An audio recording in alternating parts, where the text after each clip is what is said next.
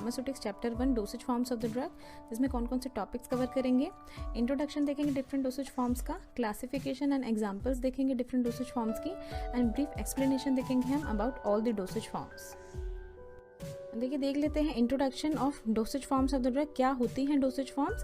देखिए dosage form जो है एक तरह का कैरियर या हम कह सकते हैं एक तरह का मीडियम होता है जिसके थ्रू जो ड्रग है जो भी मेडिसिन है उसको डिलीवर किया जाता है बॉडी में एक पर्टिकुलर साइट ऑफ एक्शन पे।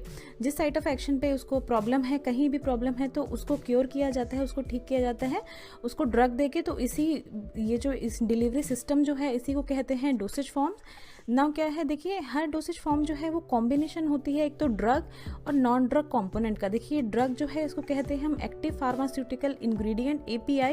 देखिए मान लीजिए पैरासीटामोल की टैबलेट जो है तो उसमें पैरासीटामोल जो एक्चुअल में बुखार कम करती है उसका अमाउंट बहुत ही कम होता है, बट और क्या होते हैं उसमें एक्स्ट्रा जिससे उसका वो टैबलेट बड़ी लगती है साइज में, वो होते हैं एक्सीपिएंट या हम कह सकते हैं एडिटिव। तो जो टैबलेट है मान लीजिए मेडिसिन पैरासीटामोल की है तो ये कॉम्बिनेशन होती है एक्टिव फार्मास्यूटिकल इंग्रेडिएंट जो कि एक्चुअल ड्रग होता है प्लस एक्सीपिएंट या एडिटिव जिसको मिलाया जाता है उसका साइज जो है उसको इंक्रीज करने के लिए। और भी बहुत सारी प्रॉपर्टीज होती हैं एक्सीपिएंट्स की, आगे देखते हैं। देखिए अब देख लेते हैं क्या होते हैं active pharmaceutical ingredients and excipients. देखिए एक्टिव फार्मास्यूटिकल इंग्रेडिएंट जो होते हैं एक तरह के केमिकल कंपाउंड्स होते हैं जो कि एक्चुअली यूज़ किए जाते हैं डायग्नोस करने के लिए। मतलब अगर कोई डिसीज़ है तो उसका पता लगाने के लिए इनको यूज़ किया जाता है, ट्रीट करने के लिए, उसको ठीक करने के लिए किसी डिसीज़ को, या उसको प्रिवेंट उसको होने से रोकने के लिए। जो एक्चुअल केमिकल कंपाउंड होते हैं किसी भी मेडिसिन में उनको हम कहते हैं एक्टिव फार्मास्यूटिकल इंग्रेडिएंट। इनका अमाउंट बहुत ही कम होता है, ज़्यादा किसका अमाउंट होता है? एक्सीपिएंट्स का।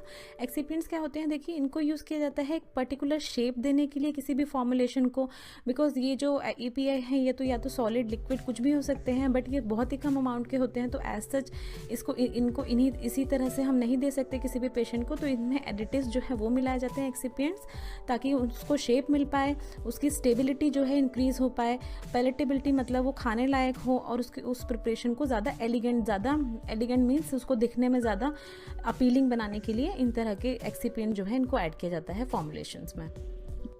अब देख लेते हैं, देखिए कौन कौन से एक्सीपिएंट्स यूज़ किए जाते हैं। कलरिंग एजेंट यूज़ किए जाते हैं। देखा होगा आपने टैबलेट अलग अलग कलर्स की होती है, रेड होती है, ब्राउन, वाइट, तो वो जो है वो कलरिंग एजेंट की वजह से होती हैं। देन स्वीटनिंग एजेंट में बहुत सारी टैबलेट जो होती हैं वो ऐसा जो पेशेंट नहीं ले सकता, बहुत ही बिटर होती हैं, कड़वी होती हैं बहुत, तो उनमें स्वीटनिंग एजेंट मिलाए जाते हैं। मेनली इसमें हनी एंड जो शुगर होती है उसका यूज़ किया जाता है।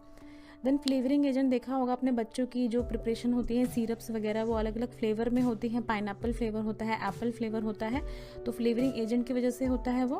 देन सॉल्युबलाइजिंग एजेंट मिलाए जाते हैं ताकि जो जितने भी कंपोनेंट हैं सोल्यूट है उसमें जो लिक्विड है वो आपस में एक दूसरे के साथ सॉल्युबलाइज हो, उसका फेस सेपरेशन ना हो, अलग अलग वो सेपरेट ना हो जाए, ब्रेक ना हो जाए प्रोडक्ट। देन उसके बाद एंटीऑक्सीडेंट मिलाए जाते हैं ताकि उसका ऑक्सीडेशन ना हो पाए। बहुत सारी मेडिसिन होती हैं जो कि जब एयर के कांटेक्ट में आती हैं तो उसके कारण क्या होता है वो ख़राब हो जाती हैं, तो उसको प्रिवेंट करने के लिए, उसको रोकने के लिए एंटीऑक्सीडेंट मिलाए जाते हैं। देन प्रिजर्वेटिव मिलाए जाते हैं ताकि बहुत लंबे समय तक प्रिपरेशन रह सके। देन सस्पेंडिंग एजेंट मिलाए जाते हैं। इंजेक्शन में मिलिए आपने देखा होगा कि सोल्यूट जो होता है, सॉलिड मास जो नीचे सेटल डाउन हो जाता है, बट फिर से जब हम उसको शेक करते हैं तो वो फिर से सस्पेंड हो जाता है, तो वो सस्पेंडिंग एजेंट की वजह से होता है। देन बाइंडिंग एजेंट टैबलेट्स में मेनली मिलाए जाते हैं टैबलेट प्रिपरेशन में, ताकि वो इजीली आपस में एक दूसरे जो मास है वो पूरा एक साथ आ पाए, बाइंड हो पाए और अच्छी सी टैबलेट जो है वो बन पाए। देन सॉल्वेंट एंड ल्यूब्रिकेंट्स मिलाए जाते हैं। ल्यूब्रिकेंट्स तो मिलाए जाते हैं ताकि जब टैबलेट जो कंप्रेशन जो मशीन से कंप्रेस की जाए तो वो ईजिली मशीन से बाहर आ पाए, वो ब्रेक ना हो जाए टैबलेट जो कंप्रेशन है उसके समय। देन परफ्यूम्स मिलाए जाते हैं ताकि उसकी प्रॉपर फ्रेग्रेंस जो है वो मेंटेन रहे। देखिए अब देख लेते हैं क्लासिफिकेशन और एग्जाम्पल डोसेज फॉर्म्स के। सबसे पहले देखिए डोसेज फॉर्म मेनली 4 पार्ट्स में डिवाइड होते हैं, solid, liquid, semi solid and others. अगर हम सॉलिड में देखें तो सबसे पहले वो भी 2 पार्ट्स में डिवाइड होती है, unit and bulk. Unit dosage forms में आती हैं देखिए tablet, capsules, powder and pills. And जो बल्क डोसेज फॉर्म होता है उसमें आती हैं fine powders and granules, dusting powder, insufflation and dentifrices. अगर लिक्विड प्रिपरेशन में हम देखें तो मोनोफेजिक होती हैं जिसमें सीरप्स आते हैं, elixirs, linctus and drops, and biphasic होती हैं जिसमें आते हैं इमल्शन, सस्पेंशन।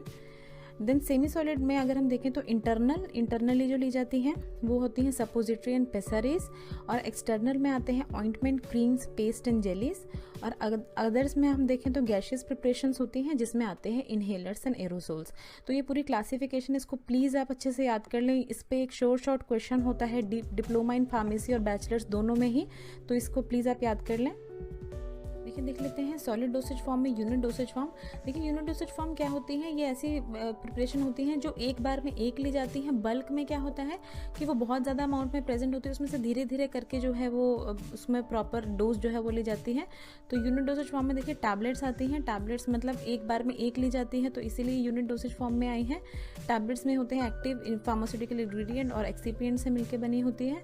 टैबलेट जो है वो अलग अलग size, shape, weight and hardness की होती है। जैसे कि आप जानते हैं बहुत ज़्यादा यूज़ की जाती हैं टैबलेट नाउअडेज। बस जो थोड़े ओल्ड पेशेंट होते हैं और जो बच्चे होते हैं उनको थोड़ा कम दी जाती है टैबलेट्स, बाकी बहुत ज़्यादा यूज़ की जाती है टैबलेट्स। देन कैप्सूल्स क्या होते हैं, ये भी यूनिट डोसेज फॉर्म की होती है। इनकी आउटर कवरिंग जो होती है कैप्सूल की, ये जिलेटिन शेल की मिलके बनी होती है, जिसको जब आप स्वालो करते हैं, पानी के साथ लेते हैं, तो जब आपके अंदर जाती है तो ये कवरिंग जो है ये डिजॉल्व हो जाती है, ब्रेक हो जाती है, और इससे जो है मेडिसिन रिलीज होती है। दो तरह की होती है, hard and soft gelatin capsule की बनी होती है। देखिए हार्ड जिलेटिन कैप्सूल में इस तरह की दो शेल्स एक दूसरे के साथ फिट होती हैं, और इसके अंदर जो ड्रग होती है वो मेनली पाउडर फिल किया जाता है या ग्रैन्यूल जो है वो फिल किए जाते हैं। दूसरी सॉफ्ट जिलेटिन कैप्सूल होता है जिसमें एक सिंगल पीस की होती है देखिए, और इसके अंदर जो ड्रग फिल की जाती है वो मेनली लिक्विड फॉर्म की होती है। देखिए फिर से देख लेते हैं सॉलिड डोसेज फॉर्म में यूनिट डोसेज फॉर्म। पाउडर क्या होते हैं, देखिए यूनिट डोसेज फॉर्म होती है एक बार में एक लिया, जैसे आपने देखा होगा इनो पाउडर होते हैं, पेगलेक्स सैशेज होते हैं, तो ये भी आते हैं यूनिट डोसेज फॉर्म में। सॉलिड एंड पिल्स क्या होती हैं, देखिए स्मॉल राउंडेड डोसेज फॉर्म्स होती हैं जिनको ओरली लिया जाता है, बट पिल्स जो है वो आजकल बहुत ही कम यूज़ की जाती हैं। पिल्स की जगह टैबलेट्स और कैप्सूल ने ले ली है। देखिए सॉलिड डोसेज फॉर्म में अगर हम देखें तो बल्क डोसेज फॉर्म में क्या आते हैं, पाउडर्स आते हैं। देखिए पाउडर्स क्या होते हैं, ये फाइनली डिवाइडेड सॉलिड ड्रग्स होती हैं या मिक्सचर ऑफ ड्रग कह सकते हैं, जिनको इंटरनली और एक्सटर्नली दोनों ही पर्पस के लिए यूज़ किया जाता है। देखिए डस्टिंग पाउडर होते हैं, इस तरह के प्रिपरेशन होती है, बहुत बार इसको यूज़ किया जा सकता है कंटेनर से निकाल के। एंड देन ग्रेन्यूल्स होते हैं, देखिए थोड़े से सर्कुलर फॉर्म के होते हैं, तो इसमें 3 एग्जाम्पल हैं, डस्टिंग पाउडर है, ग्रेन्यूल्स हैं, सैचेट्स हैं। देखिए सैशे अभी हमने देखा था यूनिट डोसेज फॉर्म में, इनो के बारे में देखा था, बट कुछ ऐसे भी सैशे होते हैं जिनको हम बार बार यूज़ कर सकते हैं, तो वो भी इसमें आते हैं। देन और क्या आता है बल्क डोसेज फॉर्म में, इंसफिलेशन क्या होता है, ये इस तरह की प्रिपरेशन होती हैं जिनको बॉडी कैविटी, या तो ये गैस हो सकती है या पाउडर हो सकती है या वेपर फॉर्म में हो सकती हैं, और उनको क्या किया जाता है, इनको ब्लो किया जाता है बॉडी की किसी भी कैविटी में। जैसे यहाँ आप देख रहे हैं कि नोज में इसको ब्लो किया जा रहा है, तो इस तरह की प्रिपरेशंस होती हैं ये। देन देखिए और क्या आता है बल्क डोसेज फॉर्म में, लास्ट डेंटिफ्रीजेस आते हैं। देखिए डेंटिफ्रीज क्या होते हैं, इनमें टूथ पाउडर हो सकते हैं, टूथ पेस्ट हो सकते हैं। तो अभी हम सॉलिड डोसेज फॉर्म की बात कर रहे हैं तो टूथ पाउडर की बात कर रहे हैं, तो इनको क्या किया जाता है, जैसे टूथ ब्रश पे लगा के इनको जो क्लींजिंग ऑफ टीथ जो है उसके लिए यूज़ किया जाता है। तो ये भी एक तरह से बल्क डोसेज फॉर्म में बहुत सारे मेडिकेटेड पाउडर जो है, टूथ पाउडर भी दिए जाते हैं जब दांतों में कोई प्रॉब्लम होती है, तो उस प्रिपरेशन के अंदर आते हैं ये। देखिए अगर हम देखें लिक्विड डोसेज फॉर्म में, तो पहले मोनोफेजिक क्या होता है, देखिए जिसमें सिंगल फेज होता है, मतलब जैसे अभी हम आगे पढ़ेंगे बाईफेजिक, वो होते हैं इमल्शन सस्पेंशन, जिनमें वाटर और ऑयल दोनों ही प्रेजेंट होता है, या सस्पेंशन जो है उसमें सॉलिड और लिक्विड जो है वो दोनों ही प्रेजेंट होता है। बट मोनोफेजिक में क्या होता है, एक सिंगल फेज में मेडिसिन जो है वो प्रेजेंट होती है। इसमें सबसे पहले एलिक्सर्स आते हैं। देखिए एलिक्सर क्या होते हैं, ये सॉल्यूशंस होते हैं जिनमें अल्कोहल होता है और वाटर का बेस होता है, मतलब अल्कोहल और वाटर जो है उसमें जो ड्रग है उसको मिलाया जाता है। और क्या होता है एलिक्सर में, शुगर होता है एंड फ्लेवरिंग एजेंट जो है उनको भी ऐड किया जाता है। मेनली पीडियाट्रिक्स जो होते हैं, मतलब जो बच्चे होते हैं उनके लिए जो प्रिपरेशंस बनाई जाती हैं, सिरप्स वगैरह, और एल्डर पेशेंट जो होते हैं उनके लिए जो प्रिपरेशन बनाई जाती है उनमें वो होते हैं एलिक्सर्स, बिकॉज उनको क्या होता है, जो पीडियाट्रिक्स होते हैं और एल्डर पेशेंट जो होते हैं उनको डिफिकल्टी होती है टैबलेट्स फॉलो करने के लिए, तो उनके लिए बनाई जाती हैं एलिक्सर जैसी प्रिपरेशंस। देन सिरप्स, जैसे अभी हमने एलिक्सर में देखा था कि इसमें अल्कोहल प्रेजेंट होता है बेस की तरह, बट इसमें कि सिरप में क्या होता है, इसमें अल्कोहल प्रेजेंट नहीं होता बेस की तरह, इसमें क्या होता है कंसंट्रेटेड सॉल्यूशन होता है, शुगर, वाटर और फ्लेवरिंग एजेंट, इन तीनों को ही आपस में मिलाया जाता है एंड कंसंट्रेट किया जाता है। ये ज़्यादा स्वीट, इसमें देखिए डिफरेंस क्या होता है एलिक्सर और इसमें, ये ज़्यादा स्वीट होते हैं, स्वीटर होते हैं और मोर विस्कस, ज़्यादा गाढ़े होते हैं एलिक्सर के कंपैरिजन में। देन थर्ड अगर हम देखें लिंकटस, तो लिंकटस क्या होते हैं, ये भी इसी तरह की कफ प्रिपरेशन होती हैं, बट ये सबसे ज़्यादा थिक होते हैं। देखिए थिक लिक्विड मेडिसिन होती हैं जिसको स्पेशली ड्राई कफ में यूज़ किया जाता है। देन फिर देखेंगे अगर लिक्विड डोसेज फॉर्म में मोनोफेजिक में तो आती हैं ड्रॉप्स। ड्रॉप्स सॉल्यूशन होते हैं जो कि प्रिपेयर किए जाते हैं, एक से ज़्यादा सॉल्यूट को आपस में डिजोल्व करके सॉल्वेंट में सॉल्यूट को डिजोल्व किया जाता है, तो इस तरह का सॉल्यूशन बनता है जिसको हम ड्रॉप्स कहते हैं। आपने देखा होगा बहुत सारे ड्रॉप्स यूज़ करते हैं, आई ड्रॉप्स करी जाती हैं use, ear drops, nasal drop, oral drops, कई सारे विटामिन जो होते हैं वो दिए जाते हैं बच्चों को ओरल रूट से, ड्रॉपर जो है उसकी मदद से। तो ये था मोनोफेजिक डोसेज फॉर्म्स के बारे में। आप देख लेते थे कि लिक्विड डोसेज फॉर्म में बाईफेजिक जिसमें 2 फेज होते हैं। सबसे पहले आते हैं इमल्शंस। क्या होते हैं इमल्शन? एक तरह का डिस्पर्जन सिस्टम होता है। देखिए सबसे पहले सॉल्यूशन क्या होता है जिसमें सॉल्यूट और सॉल्वेंट आपस में पूरी तरह घुल जाते हैं और फिर वो एक ऐसा फेज बनाते हैं जिसमें सिंगल फेज होता है, जैसे सॉल्यूशन बनाते हैं, कोई दो फेज नहीं होते। बट डिस्पर्जन सिस्टम में क्या होते हैं, देखिए 2 तरह के होते हैं, oil in water and water in oil. Oil in water में क्या है कि ऑयल, ये येलो कलर का ऑयल जो है ये डिस्पर्स्ड है वाटर फेज में, और उल्टा है इसमें ये वाटर जो है ये डिस्पर्स्ड है ऑयल फेस में। तो इस तरह के जो सिस्टम होते हैं उन्हीं को हम कहते हैं डिस्पर्जन सिस्टम।